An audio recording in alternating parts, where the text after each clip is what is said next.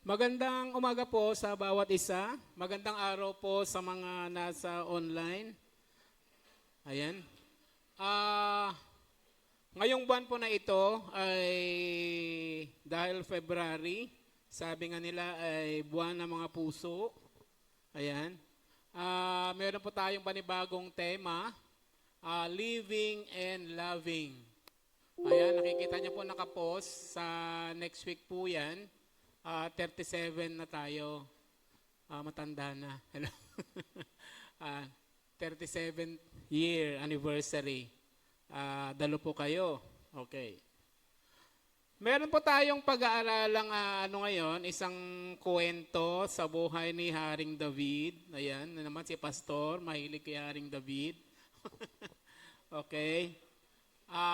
Isang yugto ng kanyang buhay. Okay, ang title po na pag-aaralan natin,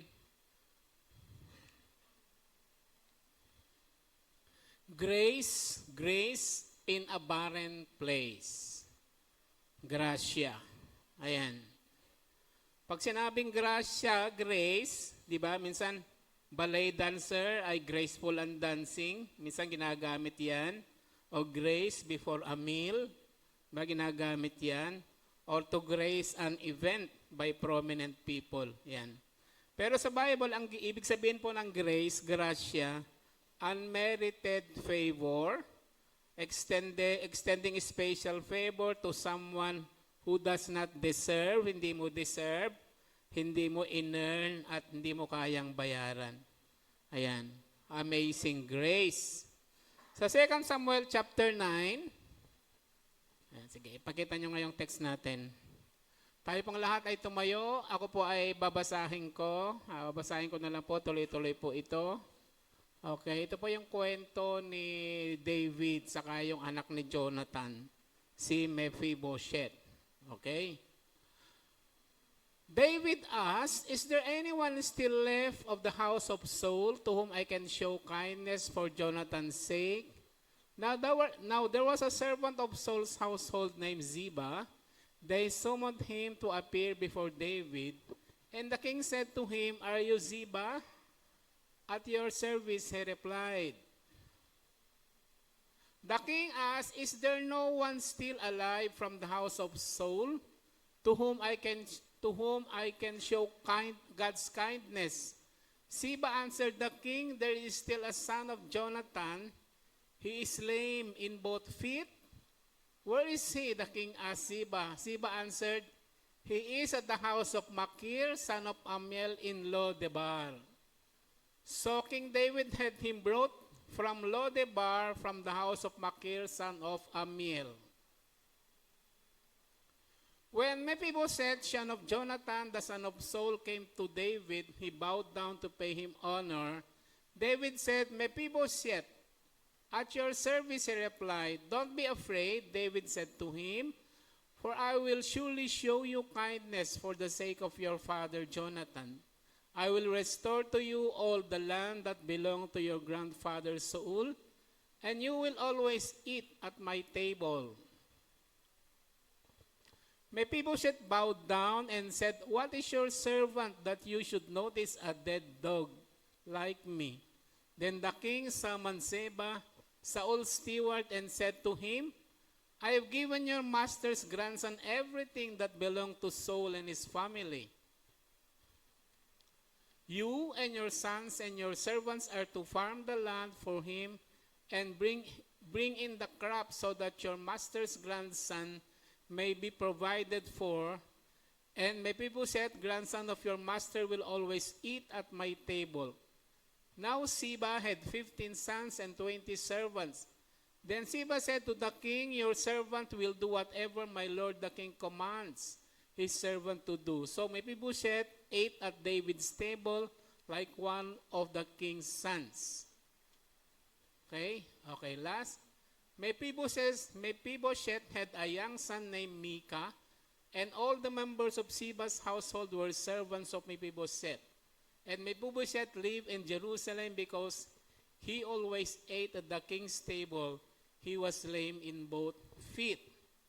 Panginoon, maraming salamat po sa umagang ito. Dalangin namin ang mga salita mo na naway maipahayag ng may kapangyarihan.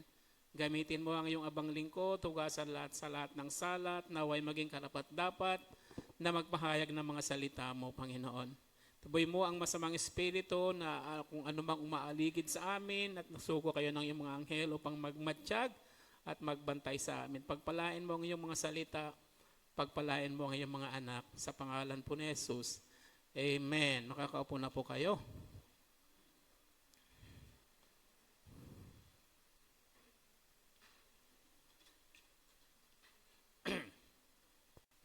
Ayan. Grace in a barren place. Grasya sa kasulok-sulukan, kadilim-diliman. Ayan. Okay. So, dito sa 2 Samuel, we encounter a story that beautifully portrays God's love tungkol sa pag-ibig ng Diyos, God's kindness, and God's compassion. Ayan. Through the actions of David. The greatest illustration of grace in the Old Testament, ayan, this narrative of David and Mephibosheth is not merely about human kindness.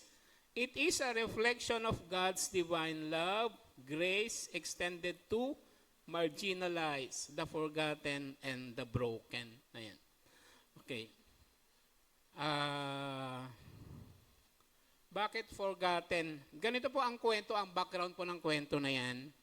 Nagkaroon po ng sumpaan si Jonathan. Sino pa si Jonathan? Siya po yung anak ni Saul na kaibigan ni David. Best friend po yung dalawa na yon. Nung pinapersecute ni Saul si David, hindi pa siya hari, ayun, nagkasunduan yung si Jonathan dapat ang hahalili kay Saul, di ba? Kasi anak siya ng hari. Kaya lang, hindi pinayagan ng Panginoon yung ganon kasi ang hahalili kay Saul si David. Bata pa lamang si David ay inanoint na, di ba, ni Samuel. Ayan. At siya yung tinawag na the man after God's own heart. Ayan, si David. Okay, ganun po yung ano. Tapos, meron silang pangako sa isa't isa na sabi ni Jonathan, alam ko ikaw ang magiging susunod na hari. Ayan, kapag hari ka na ay mangako ka na hindi mo puputulin o hindi mo papatayin ang aking angkan. Ganito po kasi yan. Sa Eastern tradition, kung sino man yung susunod na hari, emperyo kasi rin, matagal. Lilipulin yung susunod na hari lahat ng angkan nung dating hari. Ganon yung background po niyan. Bakit? Bakit ganon, Pastor? Di ba napapanood nyo sa mga telenovela, ganon sa mga sine? Inuupo sa lahat yon. Bakit? Para wala nang chance na may mag-uprise, mag-revolt. Okay? Walang chance na, in-overthrow mo yung tatay namin, kaya ito, i-overthrow ka rin namin. Ayan. Kaya, ayan. Nagkaroon ng dalawang pagkakataon nito, nanumpa si David kay Jonathan. Tapos maalala nyo yung kwento na muntik mapatay ni David si Saul, di ba? Sabi ni Saul, alam ko na ikaw ang susunod na magiging hari, mangako ka na hindi mo uubusin ang aking angkan. Di ba? Nangako uli si David. So, dalawang pangako po yun. Ayan. At nung hari na siya, at nung peace time na, di ba? Siguro, nagmumuni-muni si Haring David, hari na siya noon, at naalala niya ito. Si Saul at si Jonathan at iba pang mga anak niya ay patay na. Namatay sila sa digmaan. Di ba? Ayan, ganun ang nangyari. Ayan. So, in today's world, where selfishness and indifference often prevails, di ba? Marami mga makasarili. God calls us believers to live out His compassion and Christ likeness by loving and serving others. Ayan, di ba? Ayan. Through David's example, we see how God's love can transform lives, restore hope, and reflect His kingdom on earth. Okay? So, 4 na paksa yung ating pag-aaralan. Okay, number 1. God's love as the foundation of kindness. Verse 1, basahin po natin yung 2 Samuel, verse 1. Sabi po ni David, minsan nagtanong si David, mayroon pa bang nalalabi sa sambahayan ni Saul? Gusto kong ipadama sa kanya ang aking kagandahang loob alang-alang kay Jonathan. Ayan. Isang kaibigan na naalala na yung dati niyang kaibigan at ang kanilang kasunduan. Okay? Sabi, ang tugon po rito, ayan, meron po, ayan. So, David's kindness toward Mephibosheth was deeply rooted in his covenant love for Jonathan. Ayan. Similarly, God's kindness towards us is rooted in his unfailing love and faithfulness. David's actions remind us of the love that God pours out on us, not because we deserve it, but because of his covenant through Christ. And meron kasing covenant ang si David kay Jonathan na hindi niya uubusin ang angkan. Mamaya pag-aalde sabihin ko na lang kung saan nakatira si Siyempre kung kayo si Mephibosheth, siya po ay lumpo pala, siya po ay lumpo. Ayan, bakit po nalumpo? Kasi nung nagkakadigmaan ng Philistines at ang mga kampo ni Saul, tapos nabalitaan nila na natalo sina Saul, si Jonathan, patay na silang lahat. Kumalat yung balita. Yung nurse niya, yung nag-aalaga sa kanya, kay Mephibosheth, 5 years old pa lang siya, nagmamadali, nalaglag yung bata, 5 taon. Ayan, kaya yun yung dahilan kanyang pagkalumpo. Siya po ay nalumpo yung bata, si Mephibosheth. Ayan. Namatay si nalungkot si David. Nalungkot ang Israel kasi natalo sila. Hinayaan na rin ng Panginoon na matalo sila kasi yun nga dahil sa pagpapalit ng paghahari. Giving way to David. Yan po yung background ng kwento. Ayan, okay. Ayan.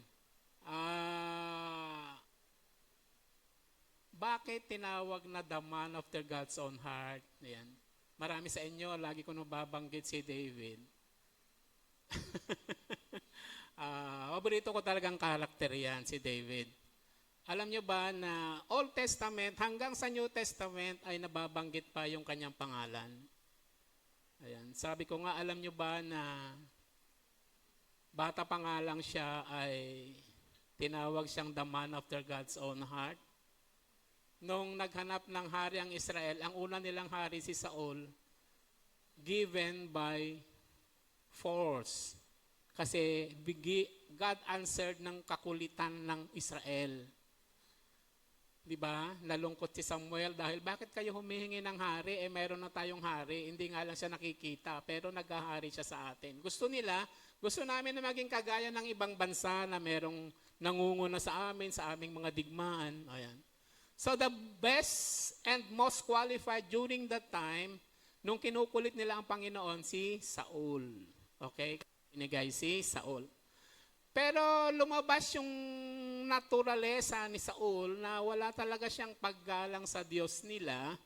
Mas natatakot pa siya sa dikta ng kanyang mga general kaysa yung makinig sa inuutos ng Diyos. Yun ho si Saul, o di ba? Inutosan siyang ubusin ng mga Amalekites. Wala silang ititira, pero iba yung kanyang ginawa, di ba? Tinira niya yung mga matatabang hayop, tapos itinira yung hari, di ba? Tapos sabi niya, nung nire-rebuke siya ni Samuel, sabi niya, iaalay namin sa Diyos namin o di ba? Di kaya sabi ni Samuel, to obey is better than sacrifice. Di ba? Yun doon ang galing yung katagang iyon. To obey is better than fat of rams. Pero ang totoo nun, nakinig si Saul sa payo ng mga tao. Sayang kasi. O di ba? Sayang naman. Okay. So doon ay nalungkot ang Panginoon dahil bakit ganon? Ayaw makinig. Tapos 40 years, ang tagal no? 40 years na hari si Saul, 40 years ng pasaway. Hello. Hirap nun Pero may grasya pa rin ang Panginoon. Biro mo 40 years. Okay. Tapos nung isilang si David, ayan, sabi ng Panginoon kasi nalulungkot si Samuel, bakit ganon? Siyempre kapag ganon yung presidente, kapag yung hari pasaway, di maraming malungkot. Tama ba? Malungkot ang bayan. Kaya na-anoint, bata pa lamang si David. Sabi ng Panginoon, i-anoint mo yung the man after my own heart. Bata pa lamang po noon si David. Alam niyo kung babasahin niyo yung account ni David, bakit siya tinawag na the man after God's own heart? Ito yung account na ito, isa sa pag-aaralan natin, bakit siya tinawag the man after God's own heart? Kasi meron siyang malambot puso, ayan, tinutupad niya ang kanyang pangako. Ito yung pag-aaralan natin. Marunong siyang tumupad sa kanyang pangako. Ayan. Marami sa mga katangian kapag inaaral ko yung kanyang buhay, di ba? Nung siya yung pumatay sa giant, di ba, na si Goliath, si David yon. Bata pa lamang siya noon at ang gamit niya ay tirador. Nagpintig yung kanyang tenga nung naririnig niya si Goliath na tinutuya yung Diyos ng Israel. Meron siyang tinatawag na righteous indignation. Galit siya kapag tinutuya yung Diyos nila. Isa sa mga katangian niya yun. At bata pa lamang po siya ay marami na siyang mga psalms. Hindi naman niya alam yun na mababasa natin, na limbag yung mga salmo niya. Ibig sabihin, tinawag siyang the sweet singer of Israel. Kasi marami siyang musikero siya. Marami siyang alam na tugtog, mga instruments. Marami siyang alam. At siguro habang siya nagpapastol, iyon ang kanyang libangan. Amen, diba? Ayan. Sabi ko nga, kung tutuusin ay mas advantageous tayo sa ating panahon. Kasi nung panahon po ni David, wala naman siyang Bible katulad natin. Wala siyang Bible. Pero bakit ganun ang kanyang pagkakilala at pananampalataya sa Diyos nila? Okay. Pangalawa, wala naman siyang church na dinadaluhan katulad natin. Wala naman siyang pastor, pakikinggan, or mentor na umaakay sa kanya. Diba? Ang galing, diba? Hello? Tama ba? Mas advantageous tayo. Bukod sa may Bible tayo, merong Holy Spirit na umaakay sa atin. Amen? Ang problema nga lang, hindi natin na-explore. Nakuha nyo? Hindi natin na-explore yung advantage na yon. Ayan. Mas na-explore pa natin yung Facebook. Tama ba ako? Mas gamay pa natin yung cellphone natin kaysa gamay natin yung Bible. Buklatin mo nga sa Titus. Ano yung Pastor Relo? Hindi mo alam may Titus sa Bible. Tama ba? Mas gamay pa natin yung kaysa. Kung si David, sabi ko nga, kung si David lang ay namuhay sa panahon natin, ang buong mundo ay pinuno niya ng kanyang papurit pasasalamat sa Panginoon. Amen ba? So tatandaan niyo yan. Mas meron tayong greater advantage kaysa kay David. Okay. At sana po ay i-explore natin yung advantage natin. Baka tawagan kang the man or the woman next to David who is after my own heart. Diba? Tawagin kang ganun. Okay. So, yon yung background. Actually, marami siyang prinsipyo sa buhay na hangaan mo. Ayan, si David. Hindi po siya perfect. Ayan. Hindi siya perfect na tao, pero siya ay God-fearing. Yung God factor sa buhay niya, ayan, ang nag-angat sa kanya. Amen? Meron siyang pangarap kasi nung meron siyang mansyon, nakatira sa mansyon, tinitignan niya yung tirahan ng Diyos niya, bakit tent? Samantalang siya, mansyon. Sabi niya, baliktad yata. Parang may mali. Tama. Kaya sabi niya, pagagawan niya ng magarang tahanan, temple. Ayan. Alam niyo ba, sabi niya, sa ipagagawa niyang temple, lahat ng naipon niyang kayamanan, ibibigay niya sa Diyos niya. Ganun ho siya. O, makikita natin ang kanyang karakter, di ba? Kaya lang, napigilan siya. Hindi ikaw magtatayo. Bakit? Ang gara-gara ng motive ko. Sabi kasi ng Panginoon, ang kamay mo kasi ay dumanak, maraming dugo na dumanak. Diba? Hindi naman ibig sabihin na ayaw siya ng Panginoon, kundi okay, para magkaroon ng kaganapan ang iyong motive, yung anak mo. Ayan, yung anak mo ang magtatayo, si Solomon. Ayan.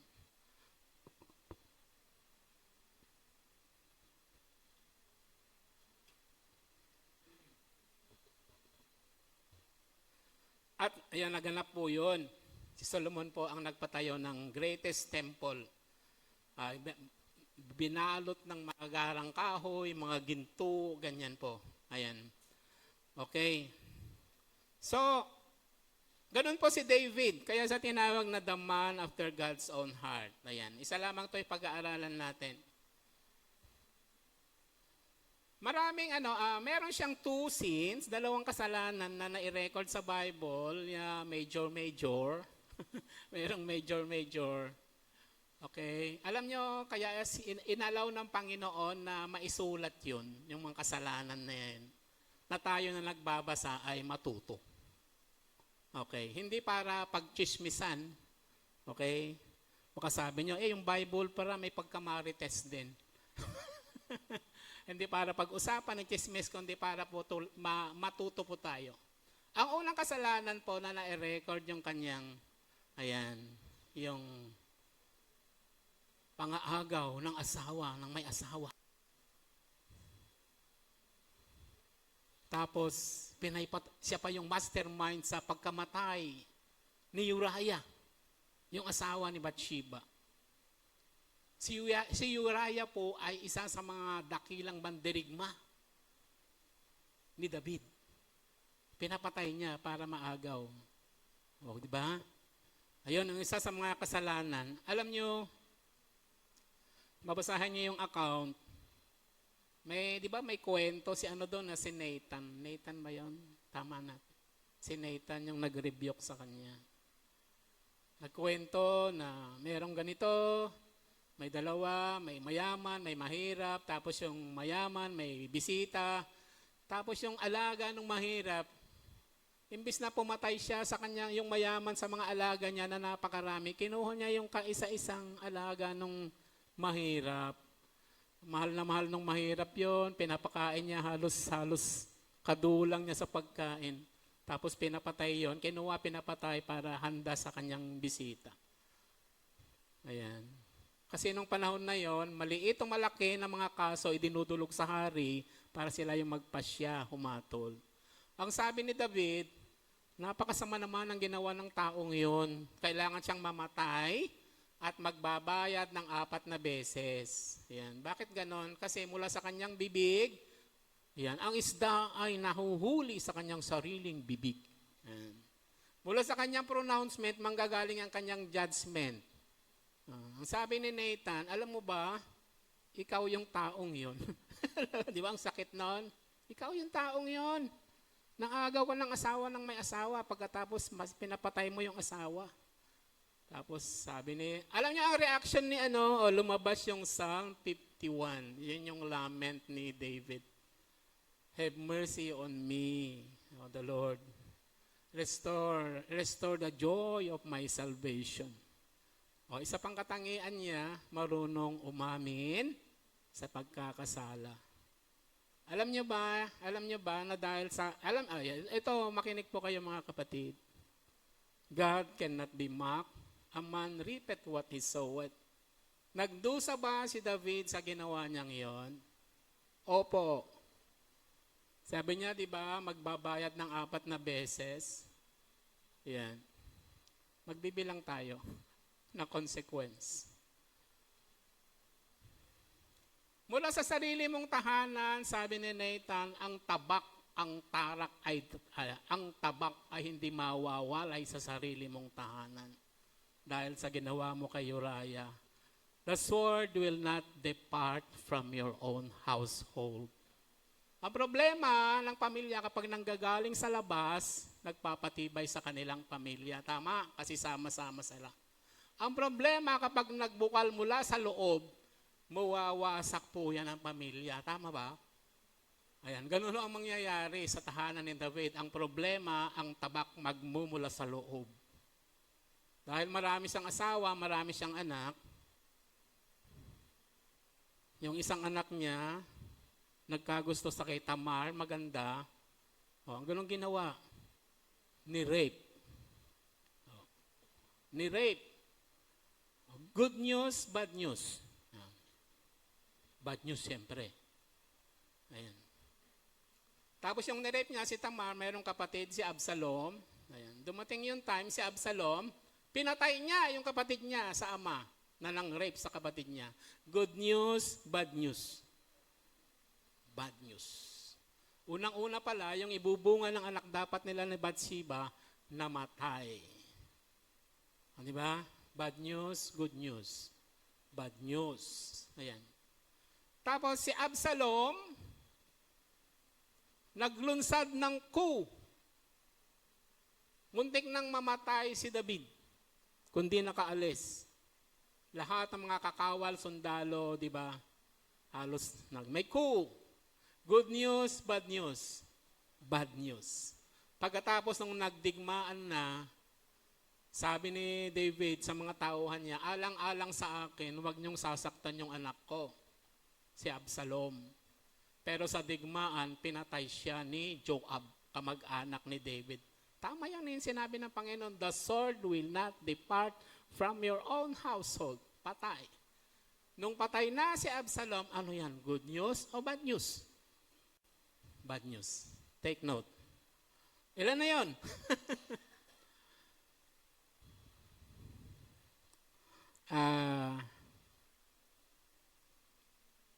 Hindi po talaga ito sabihin ko.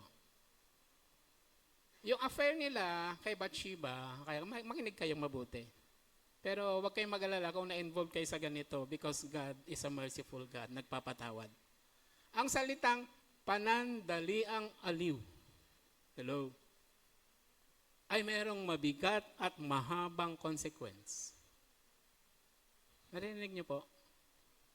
Kaya, sabi ko nga, bago mo tikman ang panandaliang aliw, isipin mo yung mahabang consequence na lalasapin mo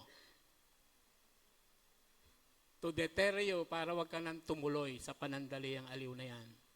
Amen? Okay. Kaya sabi ko nga na isulat yung kasaysayang yan sa kwento ni David para, di ba, tayo po ay matuto. Ayan. Ang prutas, huwag mo kakainin kapag hindi pa masyadong hinog. Hello? Kasi hindi masarap ang lasa. Hayaan mong mahinog.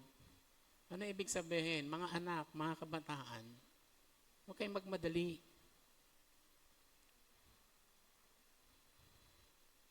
Kung God's will yan, kung mayroon kasing God's will, dapat yung God's will na yan, mayroon din katapat na God's way. Tapos God's will yan, pero your way naman, may di ba marami nang namatay dyan sa kantang My Way? Di ba? Ayan. God's will, bantayan nyo sa panalangin hanggang sa maging God's way. Amen? Yan. Okay. So, isang kasalanan yon. Pangalawang kasalanan ni David, yung numbering. Yung unang kasalanan niya is about lust. Pangalawang kasalanan niya is about pride. Pride. Bakit po, Pastor? Kasi pinabilang niya. Bang ano masama doon? Pinabilang naman niya yung mga kawal niya kung gaano karami yung strength na kanyang militar. Pinabilang lang naman, pero sa likod nun, pride po yun. Dahil simula nung bata siya, siya ay, di ba, nagtratras sa God ng Israel, lumaban nga sa kay Goliath Trust ang ginamit niya, faith. Pero nung na siya, parang nawawala na yung faith niya. Parang mas nagre-rely na siya sa numbers. Pinabilang niya. Ayan. Alam niyo ang consequence, di ba, sinipreach ko palagi ito. Ito lang yung verse ng Bible na sabi ng Panginoon, mamili ka ng consequence sa kasalanan mo.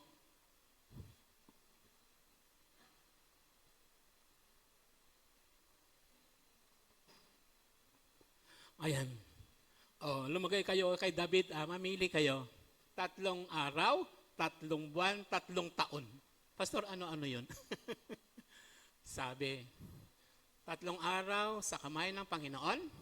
Ibig sabihin, bahala na ang Panginoon kung ano gagawin niya sa'yo. 3 buwan na ikaw ay, hindi pa siya natatalo sa digmahan kahit kailan. 3 buwan na ikaw ay matatalo ng mga kaaway mo. O 3 taon na taggutom. Mamili ka.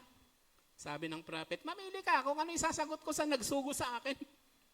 Alam mo, sabi niya, ito na namang prinsipyo ng buhay niya. I would rather fall into the hands of God than fall into the hands of man. Principle ni David. For I know that God is a merciful God. Kilala niya yung Diyos niya, mahabagin. Ayan. 3 araw. 3 araw, ibig sabihin 3 days in the hands of God.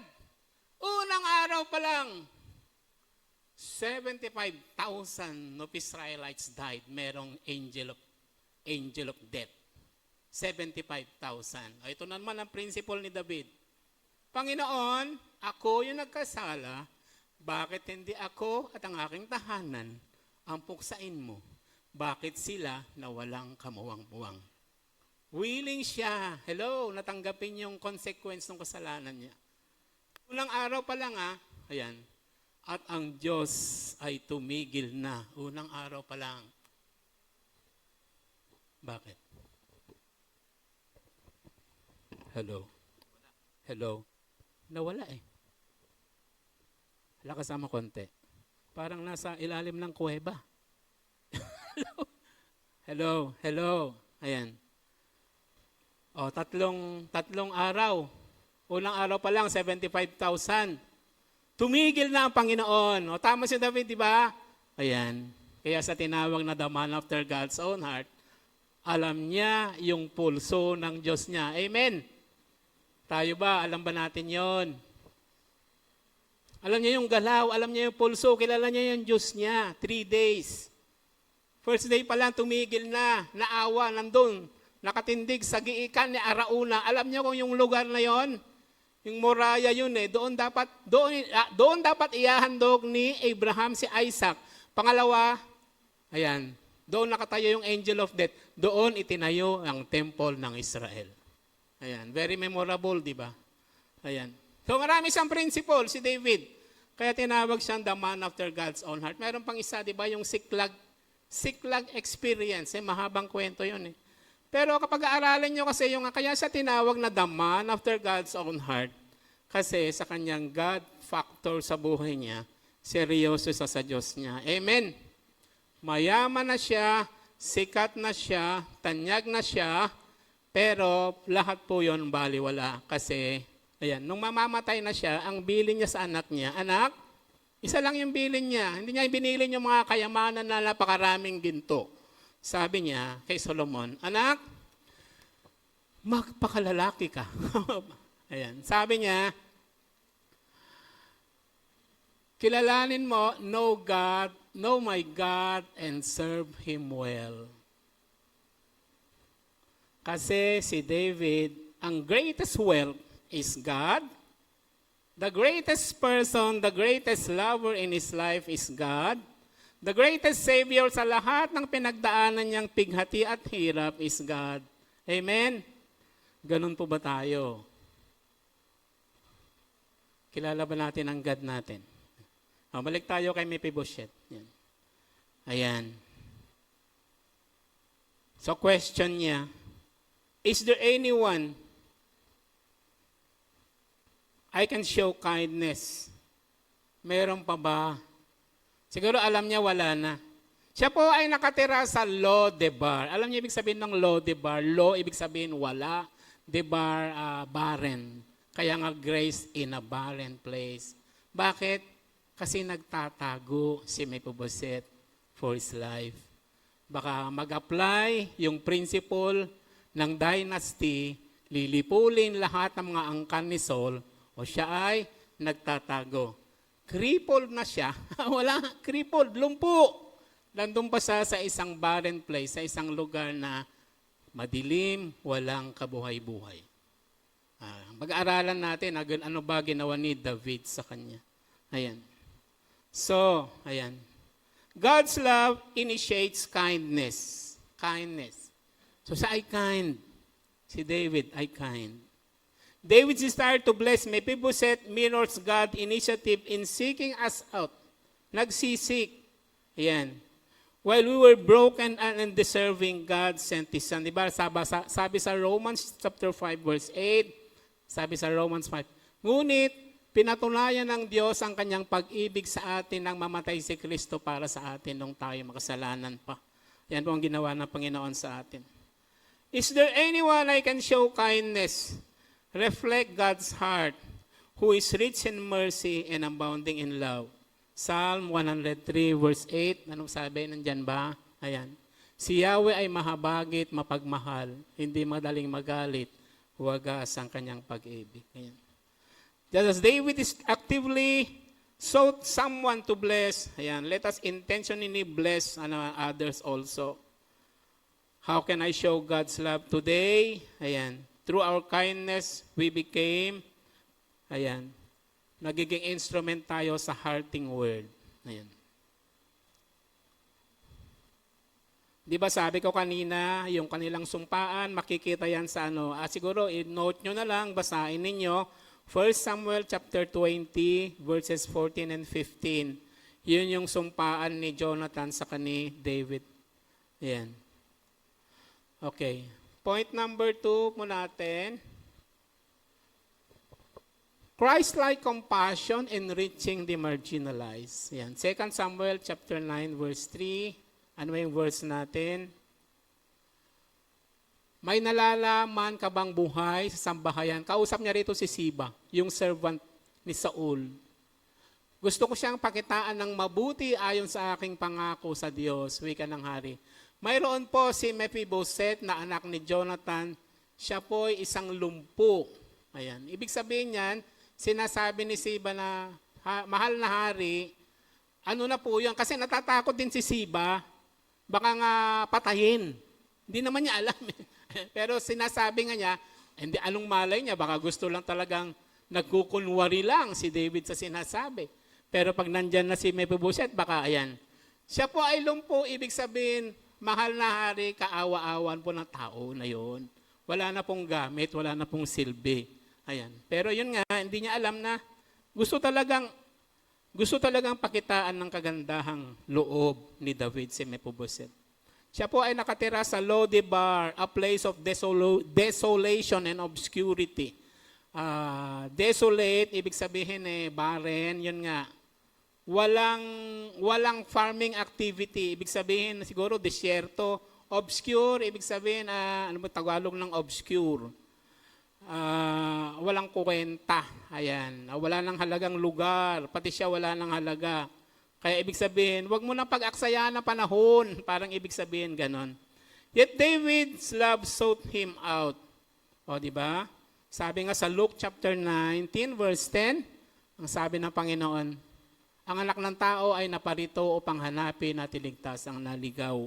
Yun po ang ginawa ng Panginoon sa atin. Ayan. So, katulad ni Jesus. Si Jesus saka si David, di ba? Ayan. Jesus reached the marginalized just as David reached out Mephibosheth. Alam niyo, nung nabubuhay po ang Panginoon, higit. Si David, parang may Christ-like na siya, pero mas nauna si David kaysa kay Jesus. Jesus demonstrated compassion nung nabubuhay po ang Panginoon by healing the sick. Marami po siyang pinagaling na may sakit. Eating with sinners. Diba? Ano ba yung inaral natin last Sunday?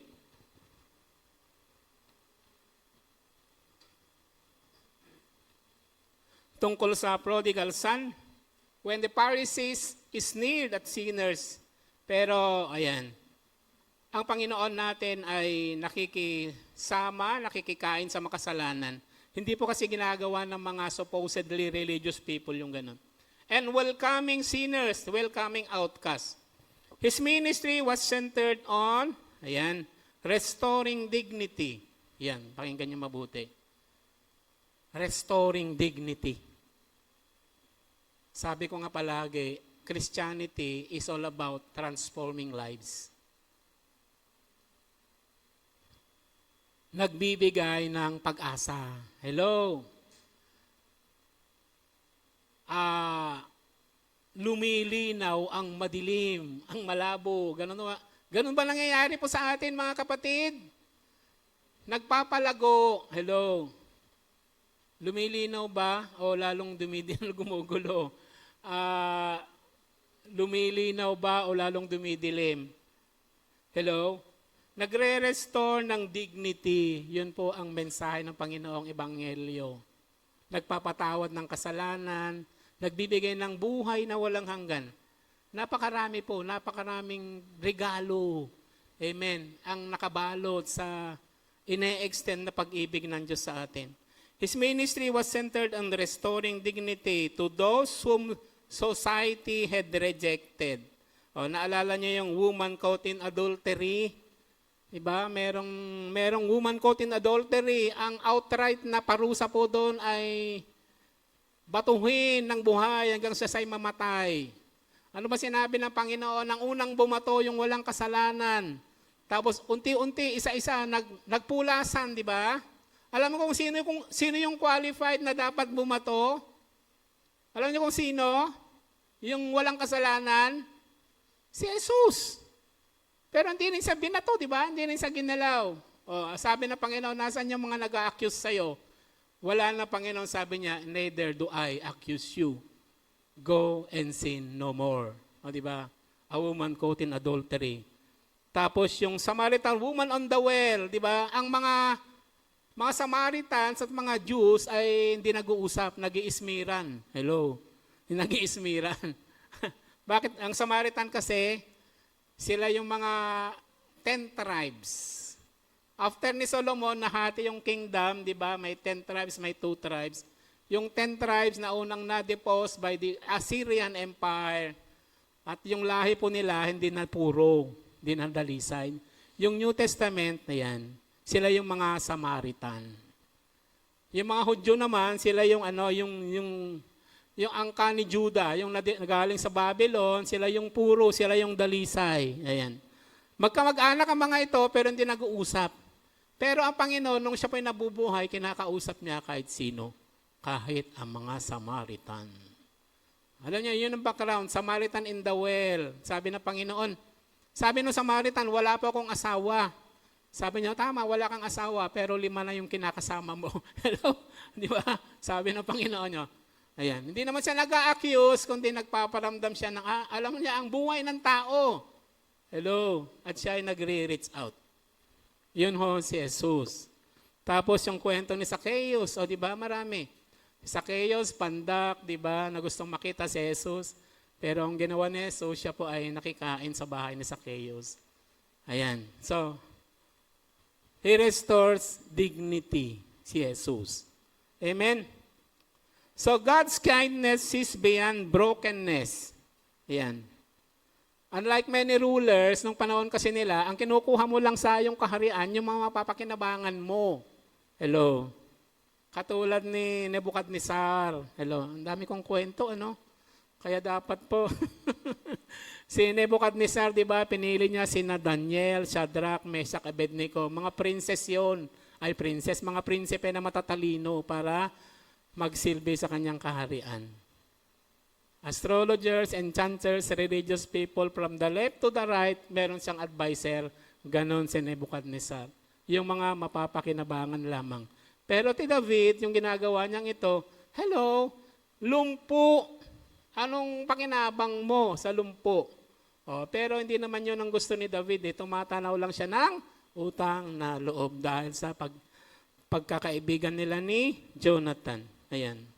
Unlike many rulers who valued only the strong and capable, David embraced someone whom society considers weak and unimportant. So, ganon si David. Hello, kaya siya tinawag na the man after God's own heart. Kapag ang God factor ay nasa buhay po natin, hindi na po tayo nagdi-discriminate ng tao. Amen? Pantay-pantay po ang tingin natin kasi mahal din sila ng Panginoon. Kinakahabagan din sila ng Panginoon katulad natin. Nagdi-discriminate ba tayo? Ayan. Hindi po tayo nagdi-discriminate.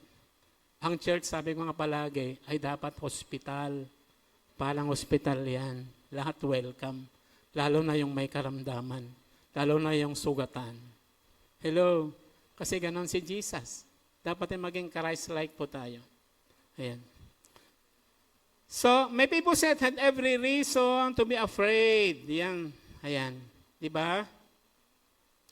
Galing sa Saul's bloodline and former enemy of David. But instead of punishment, he received kindness. Kindness, di ba? Nagre-restore ng dignity. Yan. Sabi ni Mephibosheth, binasa natin kanina, sabi niya, ano po ang dead dog? Ako po ay isang dead dog. Isa ko ay patay na aso.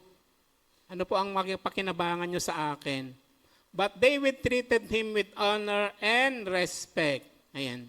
Alam niyo yung king's table, ang utos kasi, dito ka na sa hapag ko kakain araw-araw. Hindi ka na mawawalay sa akin. Ang ibig sabihin, David is adopting Mephibosheth as his own son. Ayun ang ibig sabihin nun. Inaampon po niya si Mephibosheth na kasama dapat sa dati niyang kaaway. Di ba? So, ayan. Ayan. So, Mephibosheth's invitation to the king's table is a beautiful foreshadowing of Christ's invitation to us. Despite our brokenness, we are welcome to God's presence. Amen? Ayan. Ganun po yun. Okay, point number 3 po tayo. Ayan. Restoring love through transformative kindness. 2 Samuel chapter 9 verse 7. I-post mo nga yung 7. Sinabi ni David, huwag kang matakot. Yan nakayuko si si Mephibosheth. Akala niya merong itak na akala niya mapuput. Akala niya maghihiwalay yung katawan niya at ang ulo niya. Yun ang ina-expect niya. Kaya lang hindi po yun ang nangyari. Okay? Sinabi ni David, huwag kang matakot. Ina-assure, huwag kang matakot. Relax ka lang, cool ka lang. Gagawin ko ang lahat ng magagawa ko para sa iyo, alang-alang kay Jonathan. Ibabalik ko sa iyo ang lahat ng lupain ng iyong lolong si Saul. Siyempre, marawak na lupa po yan. Lalo na nung hari sa Saul, 40 years na naghari. Napakarami ring lupain ng yan. At laging nakahanda ang aking hapag para sa iyo. I-restore. Ibabalik. Yun po ang sinabi. Okay. So David offered peace. Ayan. Mirroring God's heart. He restored Mephibosheth's inheritance. Siyempre, hindi pwedeng ibalik yon maliban sa iuutos si David. At yun ang ginagawa ni David. The land of Saul was rightfully his. Sa kanya yun. But without David's kindness, Mephibosheth would never have reclaimed them. Di ba? Ang batas ng hari ay permanente. So nag-uutos ngayon si Haring David, ibalik lahat ang lupain. Ayan, di ba? Di bigyang, saan ba siya nakatira? Lo-debar. Sa barren na place. Disyerto na walang farming activities, walang agricultural activity. Ngayon, magiging busy ka na. Hindi ikaw ang magtatrabaho. Di ba? Inutusan niya yung si Seba, na dating alipin ni Saul, na maraming servant at maraming anak. Sila yung tatrabaho para sa iyo. Hello. Di ba ganda, di ba? Ayan. Napakabait talaga ni David. Amen. Kaya sa tinawag na the man after God's own heart. Dahil sa kanyang mga katangian. He gave Mephibosheth a permanent seat at the royal table. Ayan. Sa royal table, it signifies adoption and belonging, an honor far beyond what Mephibosheth expected.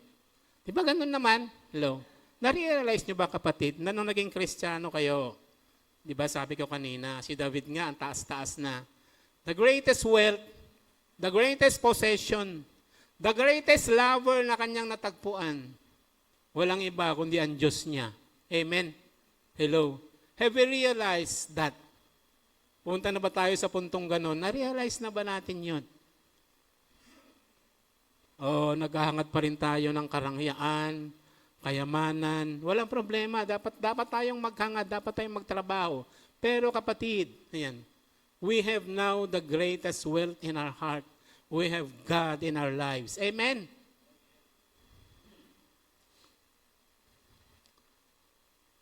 Pastor, mahirap nga lang kami. Huwag kang mag-alala, kapatid. Pastor, hindi ko naman nararanasan yung sinasabi niyo eh. Isang kahig, isang tuka nga lang.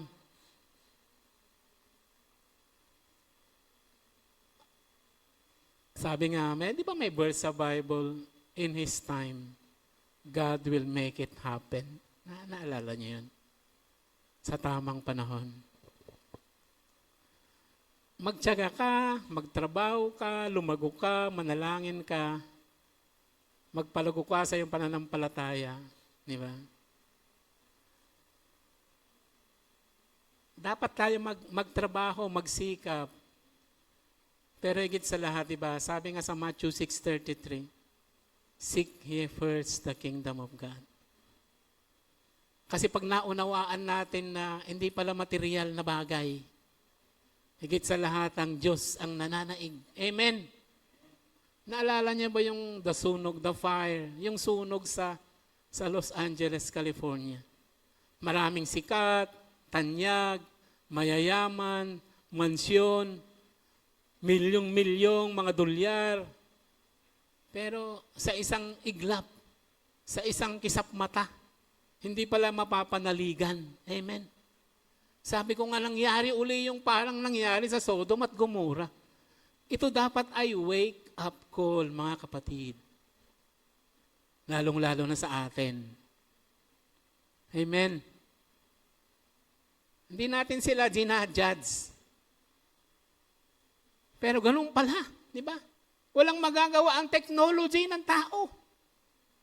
Kung ang kamay ng Diyos, ang kumilos. Kasi bago nangyari yun, merong panunuya na ginawa sa Diyos. At sinabi pa nilang, it is a godless place, a godless society. Yan, sabi ko nga, God cannot be mocked. You reap what you sow. O sana ipanalangin natin na ma-comfort sila.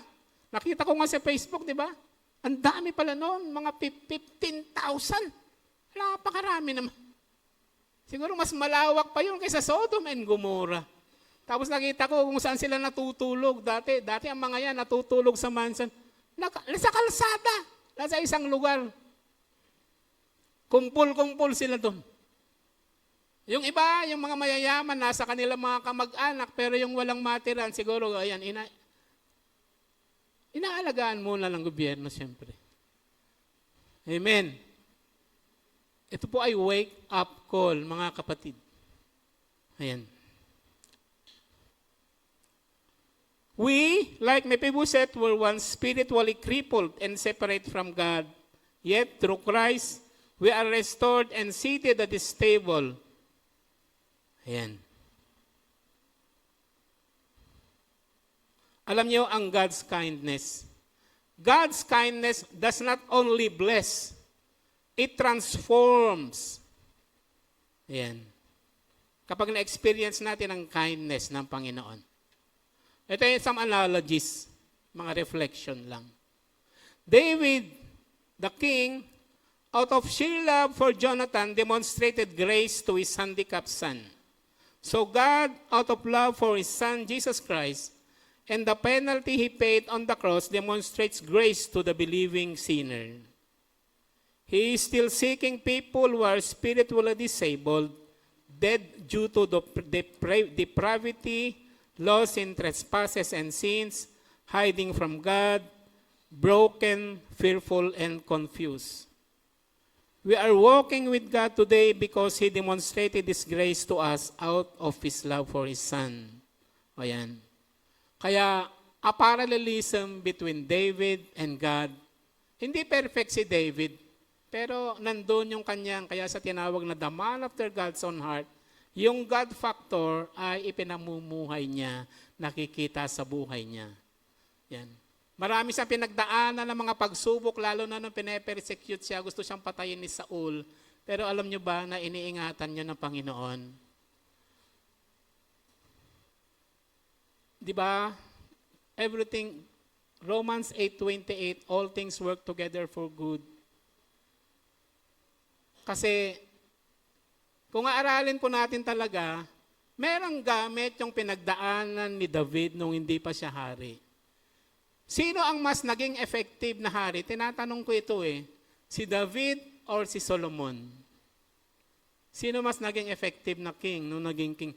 40 years nagsilbi daw, 40. 40 si Saul, 40 si David, 40 din si Solomon. 40. Sino ang mas effective? Siguro sasabihin nyo si Solomon.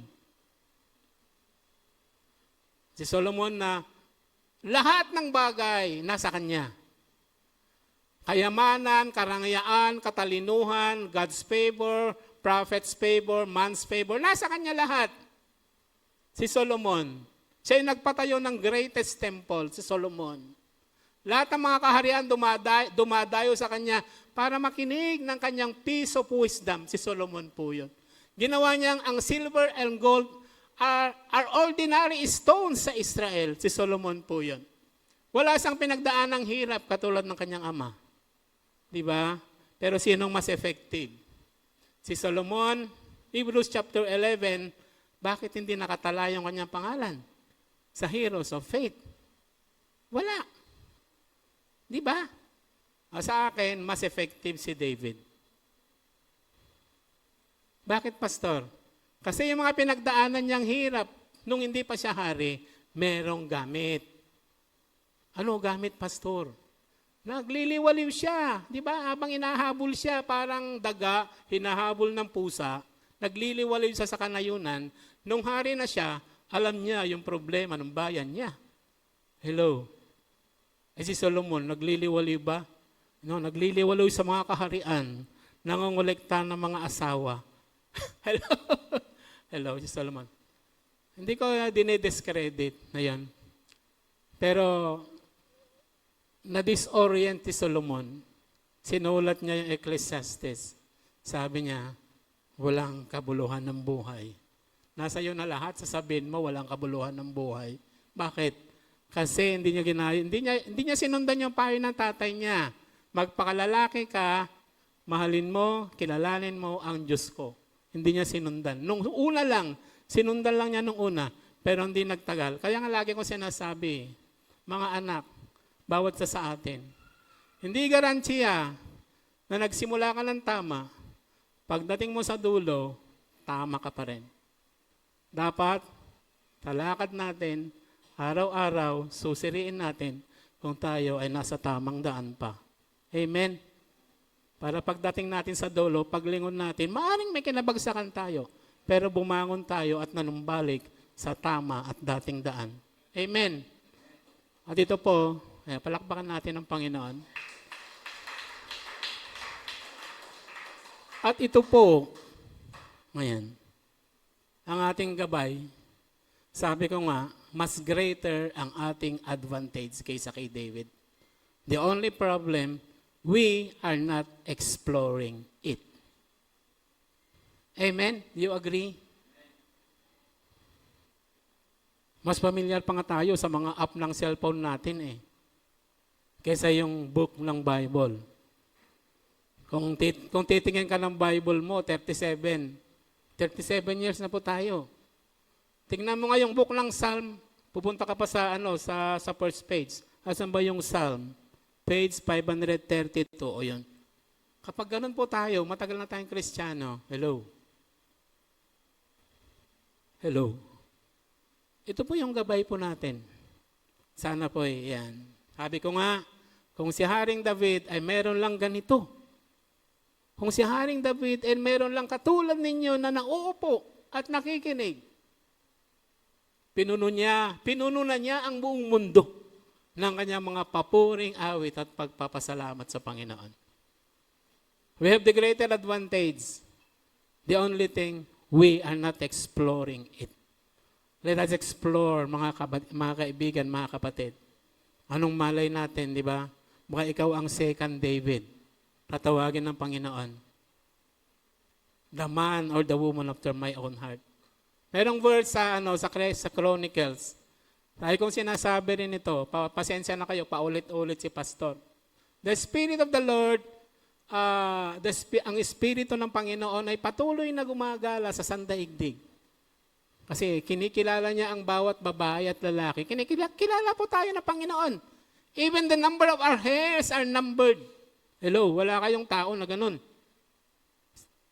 Siguro kahit panot ka o pasintabi sa mga panot, pero yung bilang ng buhok mo, hindi mo rin alam kung ilan. Tama ba ako? Pero ang Panginoon, sabi pa ng Bible, kahit yung bilang ng buhok natin, alam niya. Bakit ba natin pagkaaksayang bilangin yung buhok natin? Walang saysay. O para sa'yo, walang saysay. Pero ang Diyos, may saysay. Amen ba? O di ba, mas mahal ka ng Panginoon kaysa sa sarili mo. Tama ba ako? Ayan, sabi ng Panginoon, the sparrows, the grass, yung damo. Kunti na lang. May timer na naman. So, wala lang. Yung damo, at ang iyong damo daw, si Solomon, na hindi nakapagbis ng kasingrang niya ng mga damo. Di ba? Na namumulaklak ngayon, pero mamamatay pagkatapos susunugin. Ayan, ano ibig sabihin nun? At ang mga birds, yung maya, ibong maya, di ba? Wala daw nalalaglag at namamatay maliban sa will ng Panginoon. Yung dalawang yon, yung damo at ang maya, sa kanilang kultura at siguro para sa atin, walang kwenta. Tama ba ako? Pero sa Diyos, merong kwenta. Kaya nga sabi niya, huwag kang mag-alala. Mas importante ka kaysa sa mga damo at mga maya. Kung sa atin walang kwenta, damo at maya, pero sa Diyos may halaga. Sabi ng Diyos, mas mahalaga ka. Amen? Yun. Kaya sabi ng Panginoon, unahin mo muna ang aking kaharian. At ang context kasi noon pag-aalala. Oh, time's out na. Pag-aalala. Huwag daw tayong mag-alala. Amen? Kasi mahal tayo ng Panginoon. Ayan. Tayo pong lahat ay tumayo, mga kapatid.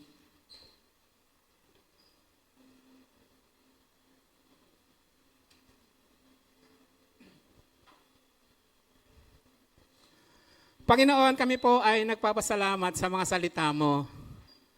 Living and loving. Lord, turuan mo kami na mamuhay, Panginoon.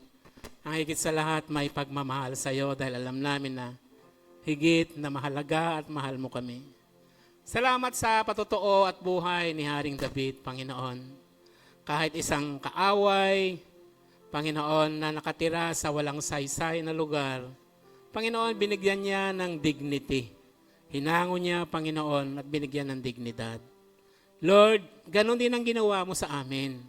Kami mga taong makasalanan at walang kwenta, hinango mo, Panginoon, pinatawad mo at nire-restore mo, Panginoon, ang aming dignidad. Tulungan mo kami na maunawa ang mga bagay na ito. Lord, makilala po kayo ng mas malalim, naway katulad ni Haring David. Kayo, Panginoon, ang napakahalaga sa higit ng bagay. Kayo ang kayamanan niya, Panginoon. Kayo ang higit, Panginoon, sa lahat, Panginoon, na meron siya. O God, kayo ang may-ari sa lahat ng bagay. Kayo ang nakakaalam sa lahat ng bagay, Lord. Patawarin mo kami, Panginoon, kapag hindi namin nauunawang mga bagay na ito. Lord, revive our Christian lives. Revive our spiritual lives, Panginoon. Teach us, O Lord, how to love you and teach us, O Lord, how to serve you well. Salamat, Panginoon, sa mga salita mo. Naway tumimo to sa aming mga puso at isip at hugutan, Panginoon, ng kalakasan, lalo sa panahon ng pangailangan. Pagpalain mo ang aming mga buhay, Panginoon, naway bigyan mo kami ng puso at pag-ibig katulad ni Haring David para sa iyo. Pinupuri ka namin, pinasalamatan sa pangalan po ni Jesus. Amen. Palakpakan po natin ang ating Panginoon.